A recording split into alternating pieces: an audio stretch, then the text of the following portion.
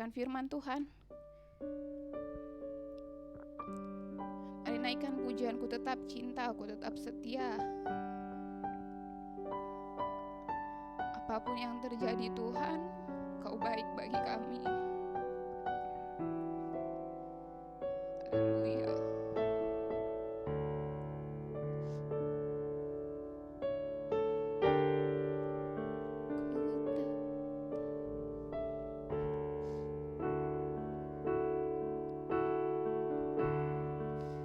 Ku tetap cinta.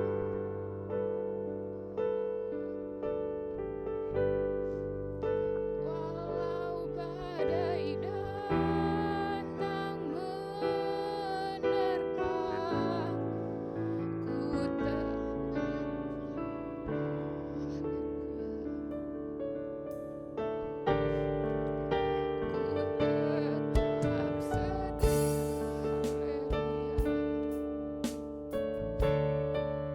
Ku tetap setia.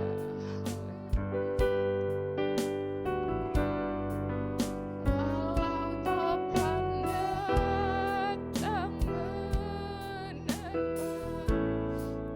ku tetap setia.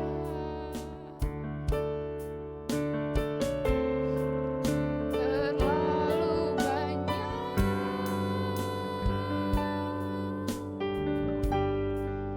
yang Tuhan tak beri, takkan mungkin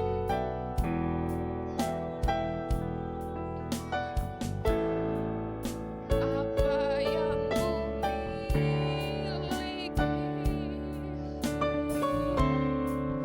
ku persembahkan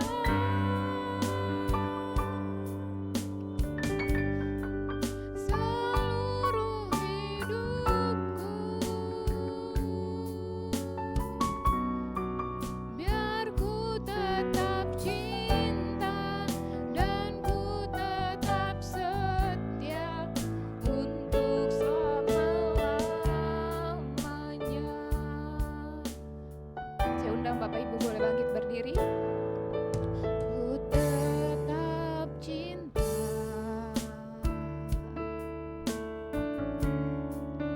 Ku tetap cinta. Walau badai datang,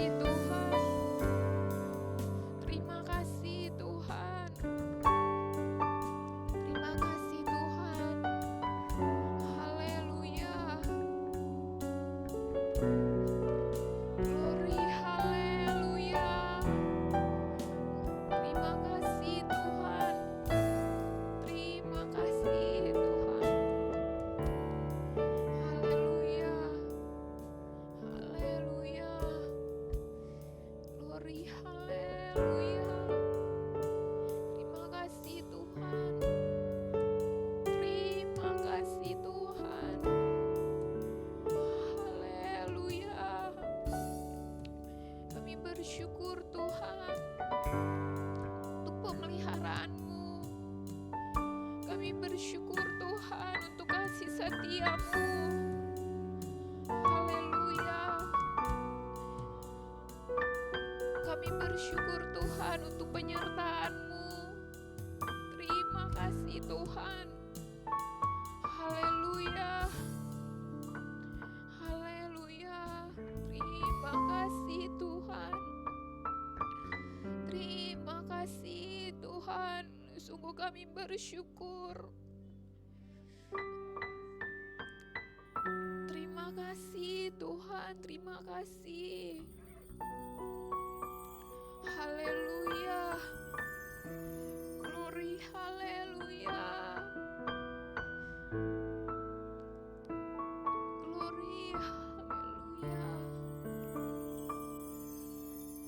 Haleluya. Terima kasih Tuhan. Haleluya. Haleluya. Haleluya. Terima kasih Tuhan, terima kasih. Haleluya. Glory, haleluya. Haleluya. Haleluya. Terima kasih Tuhan. Haleluya. Haleluya. Haleluya. Haleluya. Kami bersyukur Tuhan. Kami mengucap syukur Tuhan. Terima kasih Tuhan, terima kasih. Kau baik bagi setiap kami Tuhan. Kami boleh merasakan Tuhan berkat-Mu, kemurahan-Mu. Terima kasih Tuhan. Terima kasih untuk segala sesuatu yang boleh Tuhan buat dalam hidup kami. Terima kasih Tuhan. Sungguh kami tak dapat membalas Tuhan kebaikan-Mu. Besar setia-Mu dalam kehidupan kami Tuhan. Terima kasih Tuhan. Biarlah Tuhan Yesus, kami boleh setia Tuhan Yesus di hadapan-Mu. Boleh tetap mencintai-Mu Tuhan. Biarlah Tuhan, kami boleh menyenangkan hati-Mu Tuhan.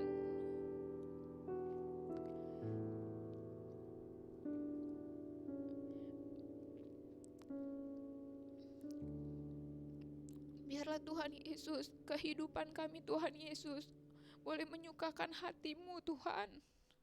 Terima kasih Tuhan, terima kasih Bapa yang baik. Sungguh kami bersyukur Tuhan. Sungguh kami berterima kasih Tuhan Yesus. Terima kasih banyak Tuhan. Tuhan malam hari ini Tuhan, kami juga bersyukur untuk kesempatan malam hari ini. Kami boleh lagi Tuhan Yesus mendengarkan firman-Mu, mendengarkan kebenaran daripada-Mu Tuhan. Mari Tuhan urapi hamba-Mu Tuhan yang akan memberitakan firman. Biarlah Tuhan firman yang ditaburkan boleh berasal daripada-Mu Tuhan. Boleh menguatkan setiap kami juga Tuhan Yesus. Tuhan biarlah juga Tuhan firman yang boleh ditaburkan Tuhan Yesus boleh tertanam dalam hati setiap kami Tuhan. Dan juga berbuah dalam kehidupan kami masing-masing Tuhan. Mari Tuhan Kau berkati hamba-Mu, urapi hamba-Mu Tuhan. Kami serahkan pemberitaan firman-Mu hanya ke dalam tangan-Mu saja Tuhan Yesus. Dan kami siap untuk mendengarkan firman-Mu. Di dalam nama Tuhan Yesus kami berdoa dan mengucap syukur. Haleluya. Amin. Saya serahkan kepada hamba-Nya.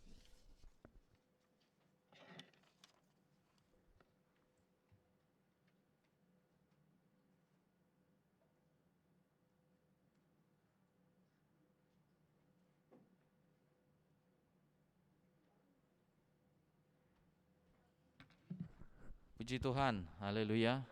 Salam sejahtera bagi kita semua. Hari ini kita kembali lagi belajar Alkitab kita. Sekarang kita sudah di Galatia, ayat yang kedua, pasal yang pertama tentu ya. Saya sudah kirim bahannya ya Bapak Ibu sekalian, silakan dilihat, diambil di grup. Galatia pasal 1 ayat yang 2 dan ayat yang ketiga. Jadi di ayat 1 Paulus menjelaskan bahwa kerasulannya itu bukan berasal dari manusia, tetapi dari Tuhan sendiri. Karena kalau kita nanti semakin belajar surat Galatia ini, ada orang-orang Yahudi yang mengajarkan kepada jemaat Galatia dan meragukan tentang kerasulan dari Rasul Paulus. Karena Rasul Paulus tidak seperti sekarang ya mendapat legalitas begitu ya, atau surat keputusan dari pengurus gereja yang waktu itu ada di Yerusalem, ya kan? Jadi dia tidak pergi dengan SK ya, surat keputusan dari pengurus gereja, rasul-rasul yang memimpin waktu itu di Yerusalem, tapi dia pergi dengan keyakinan bahwa Tuhan mengutus dia dan dia mengerjakan pelayanan tersebut dan memberikan hasil. Dan ketika dia memberikan hasil, maka dia diakui. Jadi kan kadang-kadang orang kan tidak ada hasil tapi sangat seperti menekankan legalitas itu, ya, legalitas.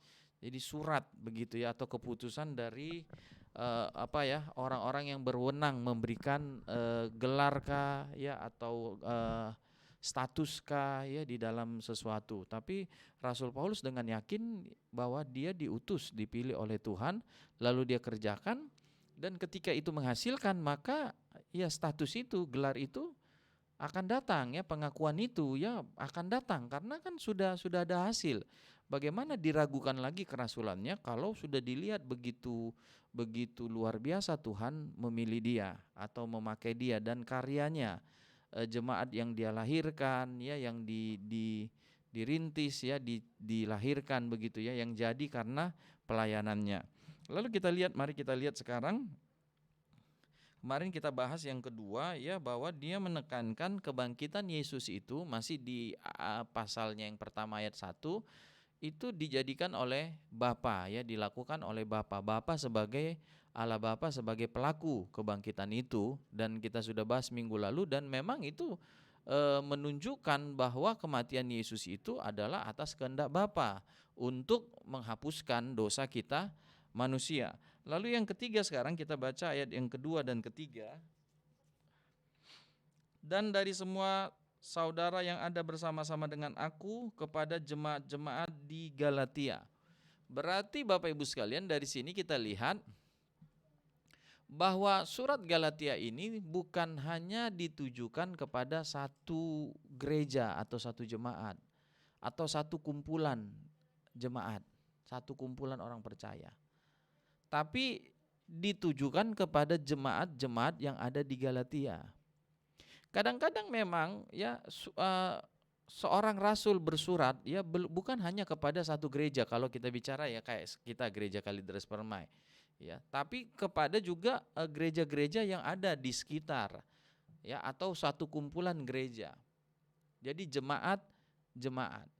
Berarti bisa diduga Bapak Ibu Saudara-saudari bahwa Galatia ini adalah ya menunjukkan satu daerah atau satu provinsi begitu ya.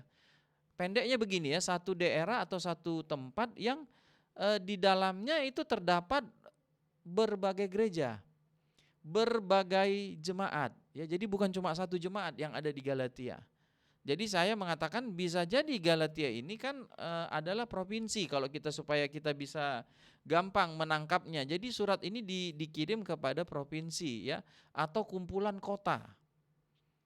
Sehingga di situ ada kumpulan jemaat, artinya ya beberapa jemaat ya. Jadi karena tempatnya sudah tidak bisa dijangkau ya dengan dekat lagi, maka ada jemaat A di situ, ada jemaat B ya, ada jemaat C, ada jemaat D. Jadi Bapak Ibu Saudara-saudari, surat Galatia ini ditujukan kepada beberapa jemaat. Jadi bukan satu gereja ya, bukan satu kumpulan. Seperti tadi saya bilang ya, bukan hanya tunggal kepada satu jemaat ya, yaitu karena di Galatia itu adalah satu daerah yang cukup luas. Kalau kita menyebutnya provinsi supaya kita gampang menangkapnya, intinya bahwa surat Galatia itu ditujukan kepada lebih dari satu jemaat. Jadi lebih dari satu kumpulan orang percaya. Jadi dari jemaat A misalnya di Galatia itu kan, lalu selesai jemaat A kepada jemaat B, jemaat C ya. Jadi kayak estafet ya.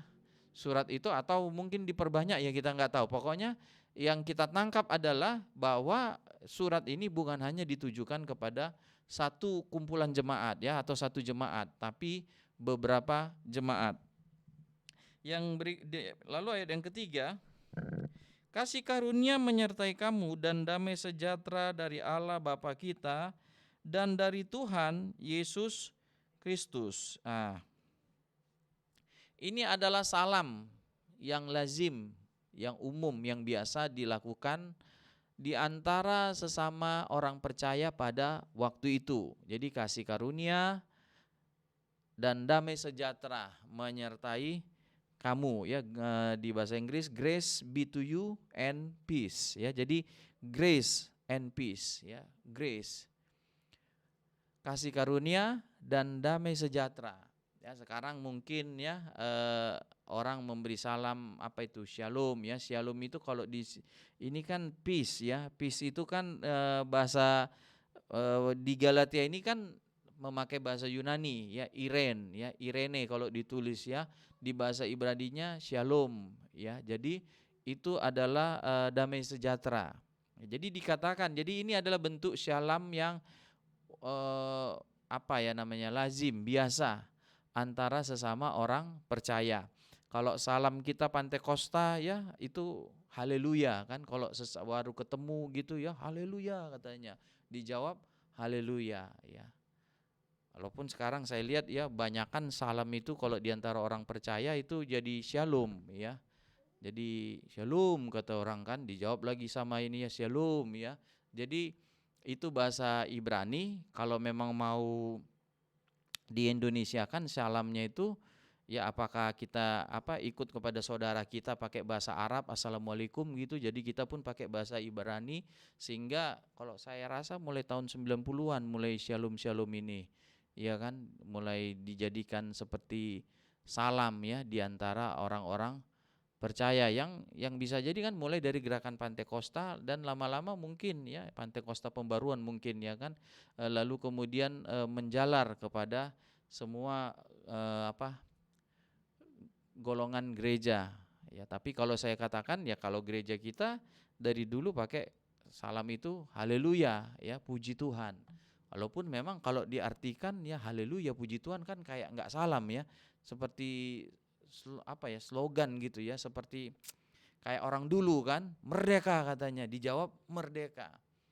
Jadi ya walaupun mungkin secara itu dipikirin kok bukan salam itu ya, tapi kayak tadi saya katakan orang kita di zaman penjajahan juga kan merdeka katanya. Apakah merdeka salam? Ya enggak kan, harusnya kan salam sejahtera, damai bagimu kan, seperti itu. Tapi itu kan menunjukkan satu semangat begitu. Jadi mungkin kita seperti itu, bapak-bapak gereja dulu menyatakan kalau ketemu haleluya katanya ya, menunjukkan ya puji Tuhan.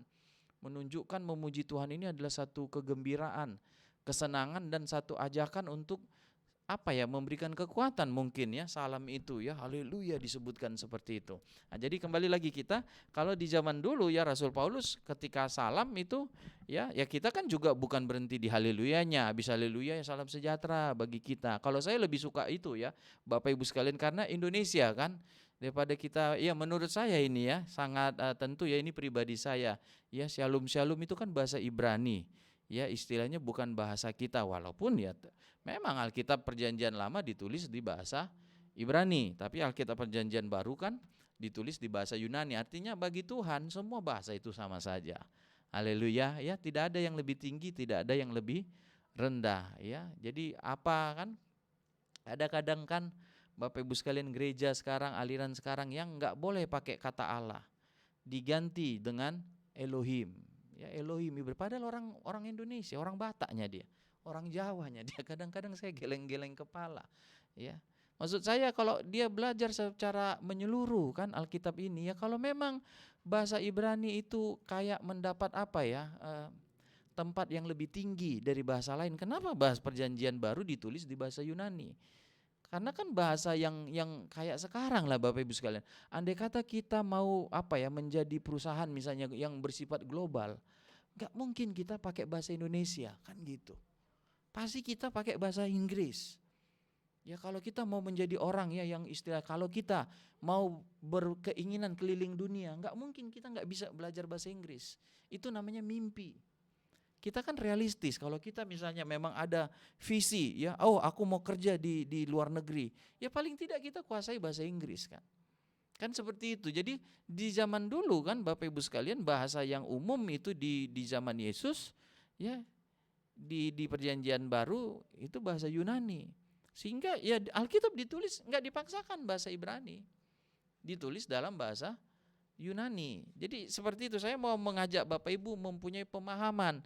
Jadi ya ketika orang pakai dia bilang nggak boleh pakai kata Allah itu dengan alasan A B C D E kan, maka kita kan geli ketawa lihat pemahaman orang seperti itu yang memaksakan untuk memakai bahasa Allah itu apa tadi saya bilang Elohim kah, Yahweh kah, dengan bahasa Ibrani, bahasa asli memang pertama Allah menyatakan. Ya nggak mungkin lah Allah menyatakan akulah Allah ke orang Indonesia, bukan orang Indonesia waktu itu kan.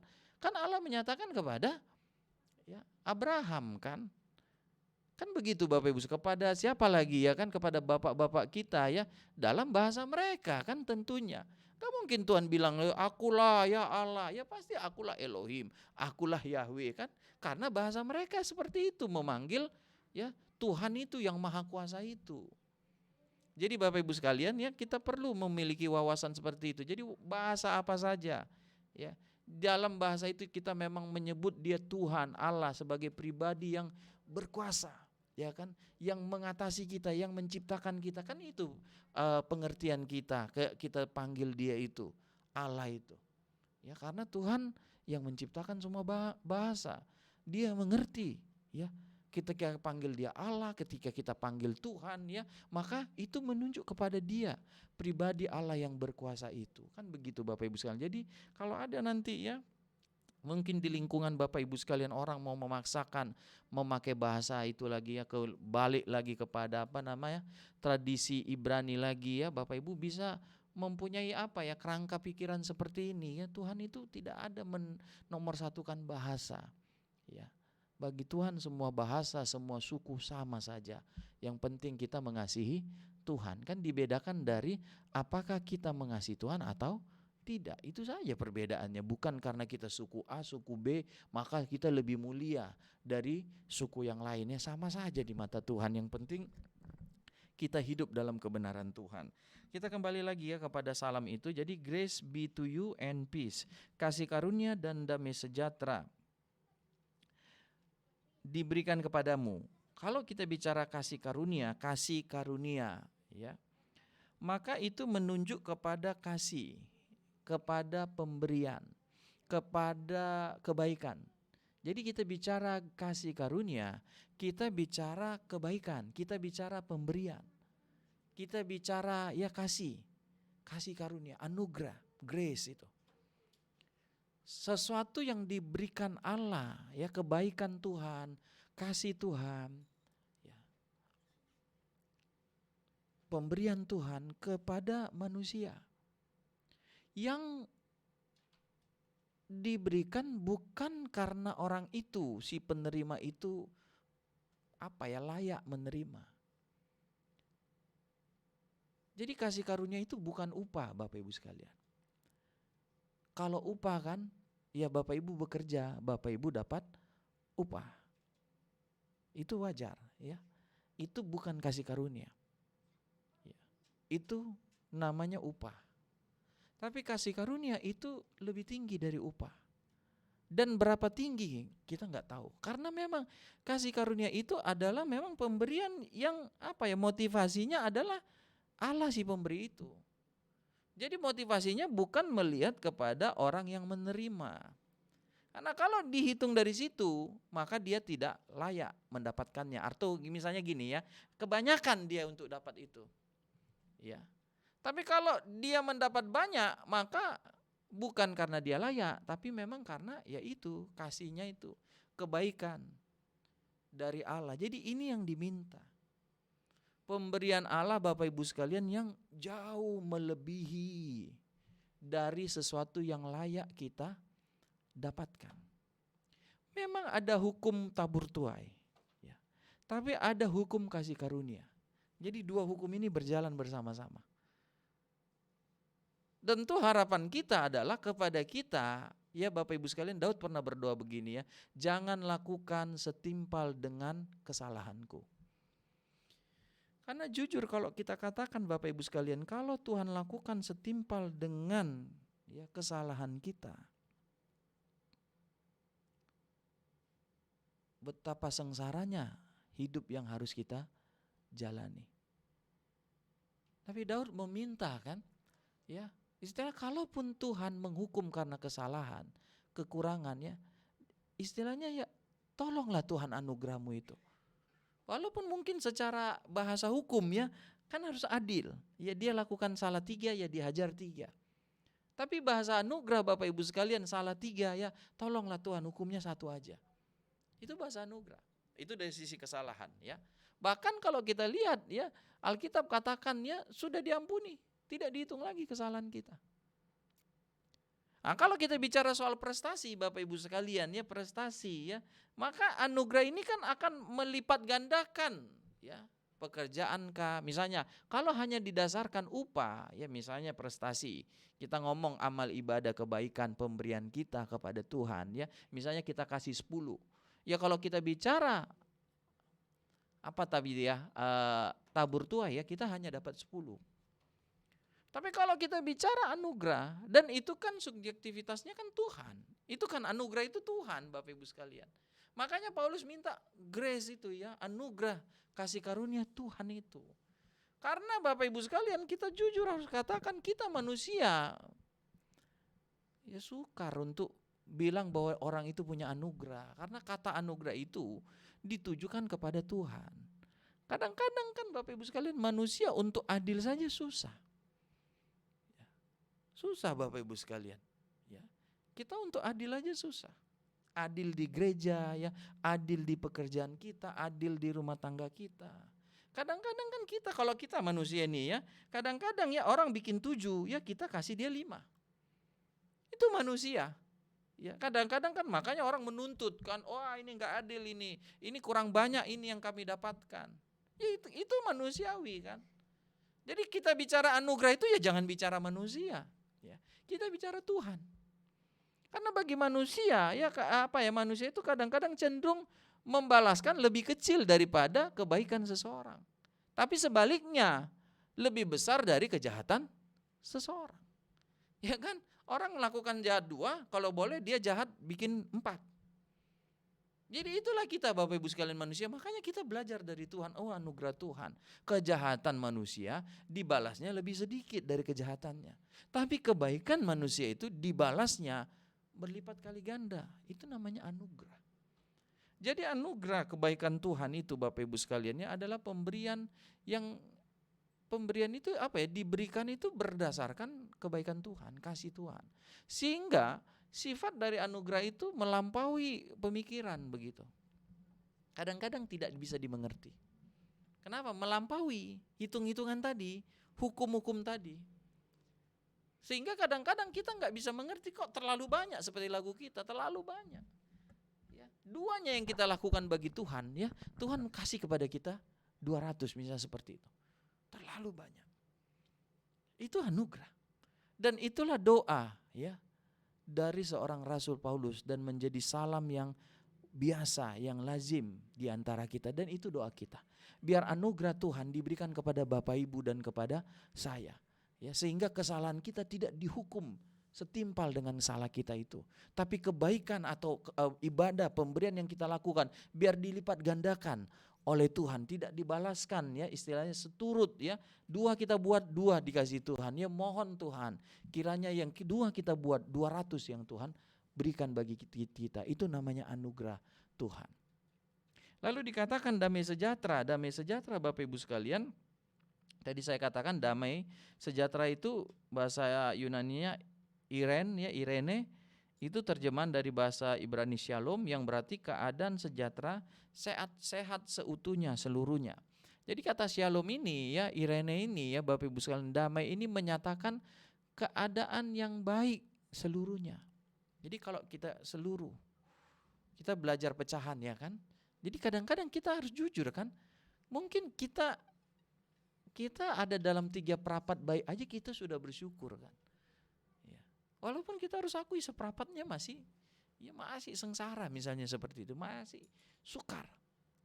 Tapi doa kita Bapak Ibu sekalian ya, harapan kita supaya shalom itu ya, Irene itu ya, damai itu, sejahtera itu, di mana tidak ada sedikit pun kekurangan, kesukaran yang ada pada kita. Penyakit ya, kebencian. Jadi shalom itu bicara keadaan damai sejahtera, itu bicara ya soal kebaikan ya kan, soal sejahtera seluruhnya, sepenuhnya. Jadi tidak ada sedikit pun di situ namanya ya ketidakbaikan gitu. Bicara kebaikan seluruhnya.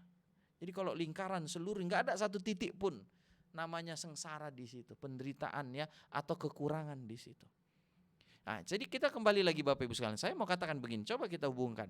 Berarti damai sejahtera, kalau kita mau hidup di dalam keadaan sejahtera seluruhnya, itu hanya bisa oleh karena kasih karunia. Kan dibilang kasih karunia dan damai sejahtera menyertai kamu.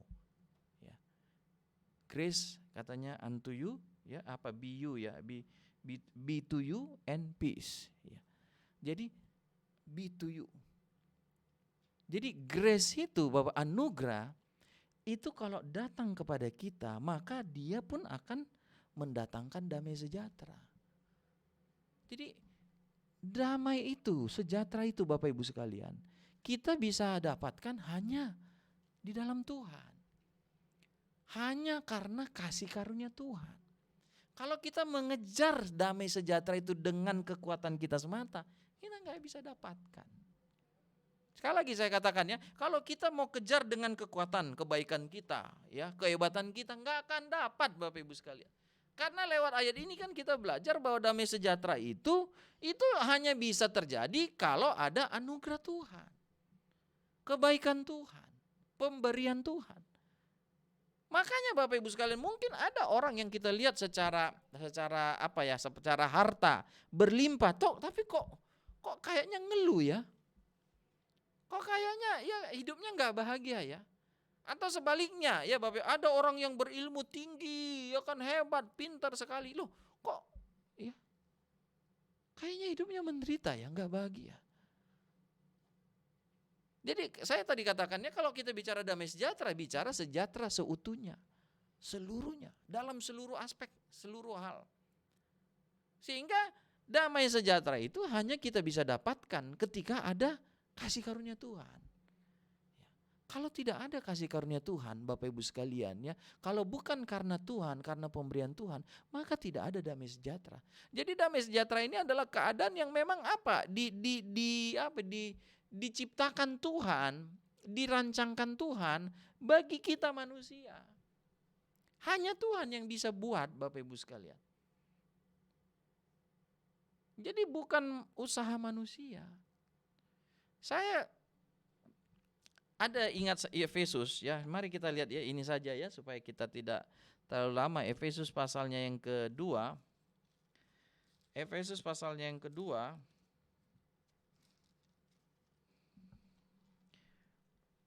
Ayat 8 saya baca, Efesus 2 ayat 8. Sebab karena kasih karunia kamu diselamatkan oleh iman, itu bukan hasil usahamu tetapi pemberian Allah. Itu bukan hasil pekerjaanmu, jangan ada orang yang memegahkan diri. Dihubungkan dengan, saya nggak bicara keselamatan, tapi saya mau katakan damai sejahtera itu bukan hasil usaha kita, bukan hasil pekerjaan kita, tapi pemberian Tuhan. Jadi supaya kita ngerti jadi gini Bapak Ibu sekalian kan, kenapa perlu pengertian kita yang kita rubah? Karena ini kan prosesor kita, misalnya kalau di komputer, ya. Kenapa komputer kita lemot gitu ya? Karena ini otaknya nggak kencang gitu kan? Kau udah ketinggalan misalnya ya, bisa kan istilah otaknya itu yang kita mesti perbarui. Ya, prosesornya itu. Sama dengan kita, otak kita ini, cara pikir kita ini, kita mesti perbarui. Kalau kita baru sesuai firman, maka tingkah laku kita, bicara kita, prinsip kita itu akan dibarui.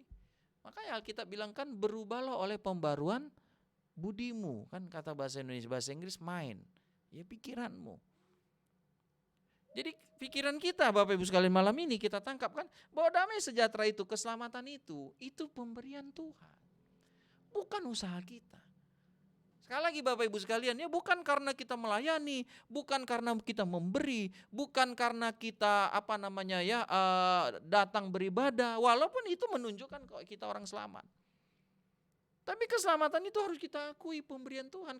Karena kalau hanya sebatas pekerjaan kita, perbuatan kita, kalau kita hitung-hitungan tabur tuai, ya coba hitung, bisakah kita selamat karena itu? Ya. Seberapa baik kita?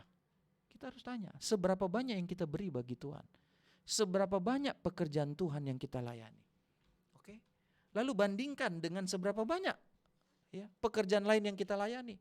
Seberapa banyak kita memberi ya bagi istri kita, anak kita, bagi diri kita. Apakah itu sudah lebih banyak dari Tuhan? Kan di situ aja kita udah kalah Bapak Ibu sekalian. Seberapa banyak waktu kita untuk Tuhan? Di situ aja kan kita udah menunduk begitu kan. Aduh, iya. Ya kan kadang-kadang kalau kita lihat Bapak Ibu sekalian ya, pengiringan jemaat kita orang percaya pada Tuhan.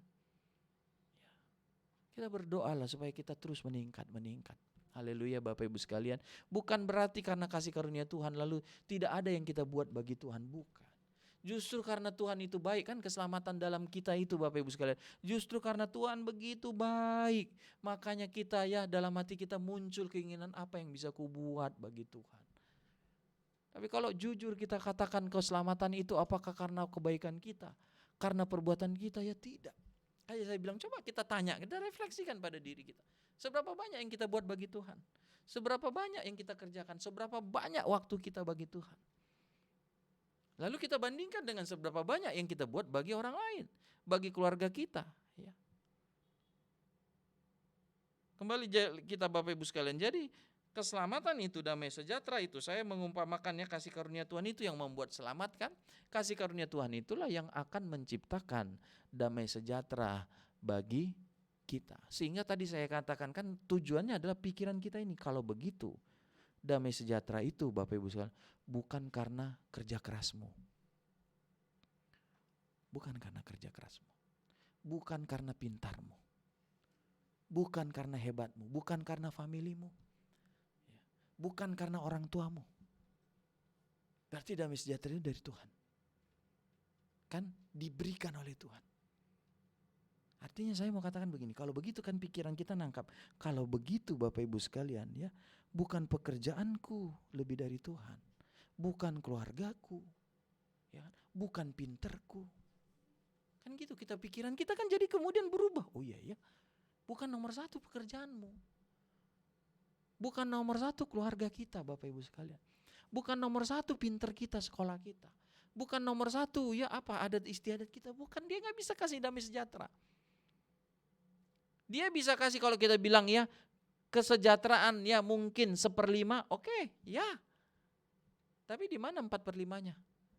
Tapi kalau di dalam Tuhan seluruhnya kan saya seperti katakan ya, kalau misalnya kita misalnya ya makan enak, apa semua enak ya, tapi begitu bayar pusing pala kan. Maunya liburan lah gini-gini, enak ya silakan, dia tenang liburan, begitu ditagih pusing kepala kan. Jadi kan Bapak Ibu sekalian, tapi di dalam Tuhan kita dapatkan sejahtera yang seutuhnya. Kadang-kadang kan orang misalnya pesta apa semua senang sekali ya kan. Tapi begitu ya udah bicara duit, waduh ya. Jadi kita kembali lagi Bapak Ibu sekalian, supaya pikiran kita menangkap bahwa damai sejahtera itu hanya dapat dari Tuhan, bukan dari usaha kita, bukan dari pekerjaan kita, bukan dari hebat kita. Kalau begitu Bapak Ibu sekalian, ini bisa menjadi doa kita seperti doa Rasul Paulus. Kiranya Tuhan kasih karuniamu dan damai dari Tuhan itu diberikan kepada kita masing-masing. Ada sejahtera yang seutuhnya bagi kita. Dan itu hanya bisa dimungkinkan. Bukan karena uang kita, bukan karena pengetahuan kita, bukan karena kehebatan kita, tapi karena kasih karunia Tuhan. Kalau begitu Bapak Ibu sekalian, saya akhiri dengan begitu. Bagaimana supaya, kan karena itu kan diberikan Tuhan. Bagaimana supaya Tuhan memberi damai sejahtera itu? Satu, doa. Ya, berdoa kita. Karena kan kita meminta pada Tuhan. Tuhan berikanlah. Itu kan hak kita meminta. Damai sejahteramu itu. Kasih karuniamu yang menciptakan damai sejahtera itu. Keadaan di mana sejahtera yang seutuhnya. Ya, tidak ada kekurangan sedikit pun. Damai yang seutuhnya, enggak ada ribut sedikit pun di situ. Ya. Berikanlah Tuhan, itu doa kita. Kita bisa berdoa Bapak Ibu sekalian. Meminta kepada Tuhan supaya Tuhan itu memberikan kasih karunia-Nya yang menciptakan damai sejahtera bagi kita. Saya ulang lagi, damai sejahtera itu hanya bisa diciptakan Tuhan, bukan manusia. Kalau begitu berarti kita minta dari Tuhan. Ya. Kan tadi saya katakan pikiran kita kemudian berubah. Ya, ngapain kita ya kaki jadi kepala, kepala jadi kaki. Ya, ibadah misalnya ditinggalkan, ini ditinggalkan demi mengejar katanya damai sejahtera dengan usaha. Ternyata enggak. Damai sejahtera ternyata pemberian Tuhan. Ya kan, berarti selain kita meminta pada Tuhan, yang kedua, ya kita utamakan Tuhan lah. Kan begitu Bapak Ibu sekalian. Karena hanya Dia yang bisa beri damai sejahtera. Jangan kebalik kan, bagaimana kita mau meminta kepada Tuhan kalau kita tidak menomorsatukan Tuhan. Kita nomorsatukan ya keluarga kita, pekerjaan kita, hobi kita, adat kita misalnya seperti itu. Lalu kita minta damai sejahtera dari Tuhan, kan gak mungkin. Kita harus utamakan Tuhan, nomor satukan Tuhan dalam seluruh aspek, ya prioritas kita, ketaatan kita, ya bagian yang kita beri, ya itu juga mesti Tuhan nomor satu. Ya kan sampai Bapak Ibu sekalian ya nomor satu perut kita, keluarga kita, ya kan kita mesti nomor satu Tuhan, dahulukan Tuhan, kan prioritas utamakan Tuhan. Seluruh hati kita ini sepenuhnya kita berikan kepada Tuhan. Sama ya, saya akhiri dengan 2 Tawari 16 ayat 9. 2 Tawari pasal 16 ayat 9. 2 Tawari pasalnya yang ke-16 ayat yang ke-9. Mari kita baca 2 Tawari 16 ayat 9. 2 Tawari 16 ayat 9. 1, 2, 3. Karena mata Tuhan menjelajah seluruh bumi untuk melimpahkan kekuatannya kepada mereka yang bersungguh hati terhadap Dia. Dalam hal ini engkau telah berlaku bodoh, oleh sebab itu mulai sekarang ini engkau akan mengalami peperangan. Kita lihat Asa. Asa ya banyak waktu dia mengandalkan Tuhan. Tapi waktu itu ketika Raja Israel mau menyerang, dia minta pertolongan kepada Raja Aram. Jadi dia kayak mengandalkan Aram itu. Makanya lalu kemudian ya Hanani ya pelihat itu datang menegur Raja Asa, Raja Yehuda. Jadi kalau dikatakan hatimu itu tidak segenap hatimu, kan bahasa kita katakan ya, mata Tuhan kan mencari orang yang bersungguh hati. Bahasa Inggris katakan perfect ya, hatinya itu ya, perfect heart ya. Hatinya seluruhnya. Jadi kalau kita bicara kan tadi Asa, ada waktunya dia andalkan Tuhan, ada waktunya dia enggak ngandalkan Tuhan. Ada waktu ngandalkan Tuhan. Padahal Tuhan mau seluruhnya. Jadi seluruh ya dari 1 sampai berapa ya akhir itu mengandalkan Tuhan. Kadang-kadang Bapak Ibu sekalian ya kan orang-orang percaya kadang kan hidup gitu. Kadang-kadang ngandalkan Tuhan, kadang-kadang ngandalkan otaknya, kadang-kadang ngandalkan kekuatannya. Sehingga ya kita nggak lihat apa itu tadi kata seluruh melimpahkan ya. Jadi Tuhan kan mencari orang yang kepada dia, kepada orang itu Tuhan mau melimpahkan kekuatannya. Jadi kenapa enggak dilihat kekuatan Tuhan yang melimpah ya? Karena hati ini pun tidak seluruhnya kepada Tuhan. Kadang-kadang kepada uang, kadang-kadang ya kepada kepada ya keluarga, ya kadang-kadang ya enggak seluruhnya begitu, enggak seluruh. Kalau kita bicara seluruh dalam arti panjangnya waktu, ya kadang-kadang normal ikut Tuhan, kadang-kadang ya lari dari Tuhan. Ya kadang-kadang serius, kadang-kadang enggak serius. Kalau ya ada masalah, ya dia enggak serius ikut Tuhan, enggak melayani, enggak ibadah. Nanti ya kalau dia rasa ya cukup lagi, ya kalau dia rasa kurang dia enggak datang lagi ibadah. Jadi kita ya nggak usah terlalu banyak aspek lah. Saya mau ngajak kita, yuk setia, yuk segenap. Saya bilang kan seluruh itu kita bicara seluruh hati, tapi kita bisa juga bicara setia. Ya, kalau kita beribadahlah setia, Bapak Ibu sekalian. Jangan kadang ibadah, kadang enggak. Ya kadang datang, kadang enggak. Dan kayak gampang amat gitu loh. Enggak datang ibadah itu dianggap sebagai sesuatu yang mudah. Ya sakit gigi lah, sakit inilah, ini dan ini enggak ibadah. Ya, jadi saya katakan ya nggak usah panjang-panjang, nggak usah apa pemahaman kita tentang asa ini. Ya saya baca tadi ya kadang dia ngandalin Tuhan. Dia percaya waktu kerajaan Ethiopia dengan begitu banyak ya pasukannya datang. Dia datang pada Tuhan, Tuhan tolonglah. Waktu hidupnya udah enak, udah ini datang Israel nyerang. Aku ada emas nih, kasih aja kepada Raja Aram. Suruh dia hantam kerajaan Israel. Jadi Bapak Ibu sekalian, saya mau katakan pada kita apapun yang terjadi ya singkatnya ya. Yuk kita belajar setia. Setia beribadah. Ya, setia. Kalau masih bisa kaki ini melangkah, datang ibadah. Ya, kalau masih bisa ya diberi kita masih bisa bilang hari ini berdoa. Jangan kita tinggalkan itu. Hal-hal yang baik itu. Ya kita masih bisa diberi jadwal layani. Jangan kita skip gitu ya. Aku lagi sibuk ini. Aku lagi banyak duit ini. Atau aku lagi gak punya duit ini. Jangan. Setialah terus. Segenapnya, seluruh. Ya, begitu juga hati kita. Jangan ada hal yang tidak baik. Ya. Kalau kita cinta Tuhan, cintalah seluruhnya. Tuhan itu. Jangan kita sisakan. Ini untuk hal-hal yang lainnya. Ini untuk uang. Ini untuk diri sendiri. Ya. Cintailah Tuhan itu. Seluruhnya. Nomor 1. Dan kita akan lihat, saya percaya Bapak Ibu sekalian, kan saya katakan tadi, damai sejahtera itu bukan ukuran kita, itu kan Tuhan. Damai sejahtera, ya. Dan damai sejahtera itu hanya bisa dimungkinkan ada karena ada anugerah Tuhan. Walaupun saya yakin sekali sehebat apapun kita kepada Tuhan itu, kalau tetap ukurannya adalah tabur tuai, akan nggak bisa damai sejahtera itu. Tapi karena ukurannya adalah kasih karunia.